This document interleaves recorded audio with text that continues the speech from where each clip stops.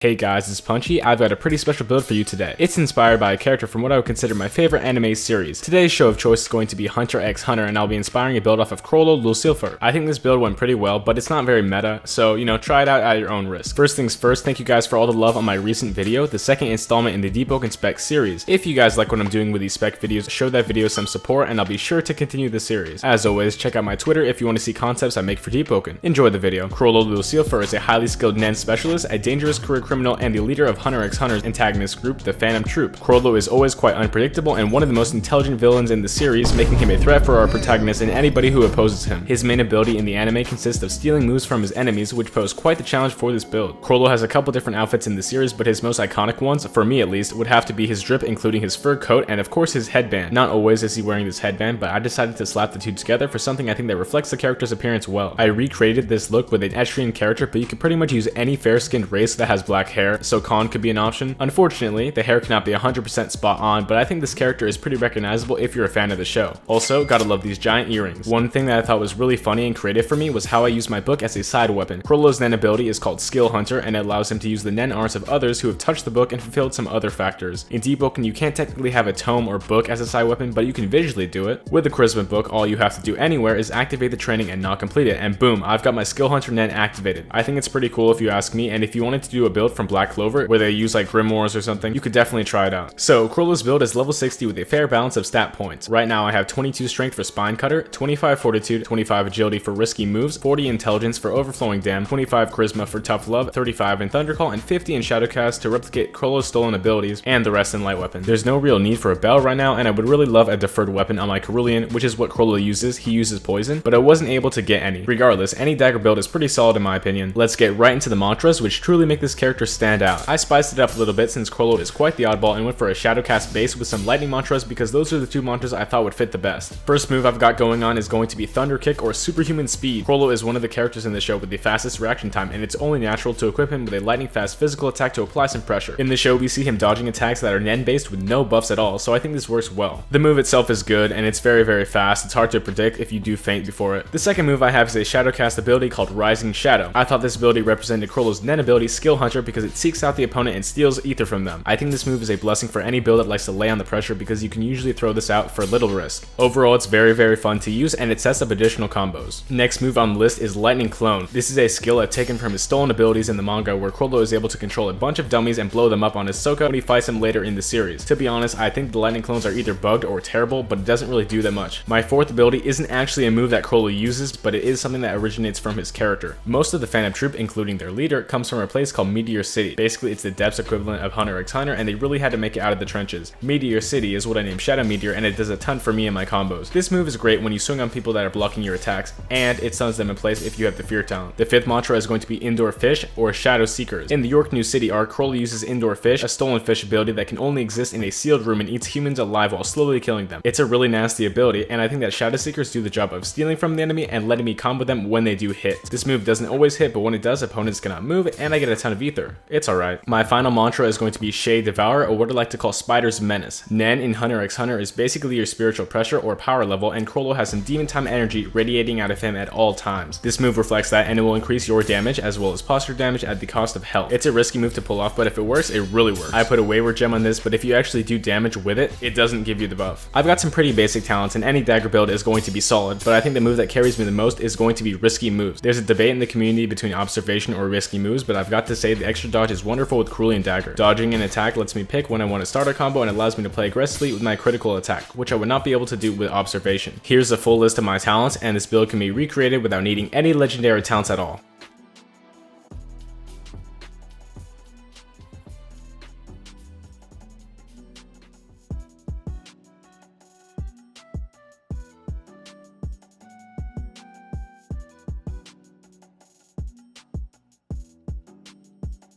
I'm equipped with a green headband, which comes right out of the York New Arc version of Chrollo. This is paired with a Prophet's Cloak and fur coat that he often wears in both the show and manga. If you're going to make a Chrollo build, you have to use the Master Thief earrings and Cerulean Dagger because they were inspired off of this character, so why not use them? I was using any dark shoes, and I skipped a scarf this time because I really love this character and I did not want him to look stupid with a stupid scarf. Overall, I'm very proud of this character's appearance. I'm very surprised I haven't seen a Chrollo build so far because there are some references to his character in the game. Anyway, check out some fights if you want to see how I play as the leader leader of the Phantom Troop.